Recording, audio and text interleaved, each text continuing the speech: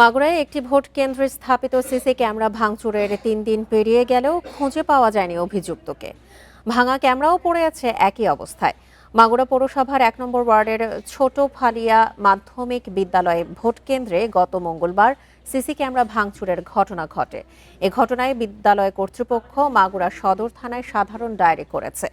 এদিকে ভোট কেন্দ্রের CC camera ভাঙচুরের ঘটনায় জনমনে শঙ্কা সৃষ্টি হয়েছে, তবে প্রশাসন বলছে ঘটনার সঙ্গে জড়িতদের শনাক্ত ও আটক করার চেষ্টা চলছে।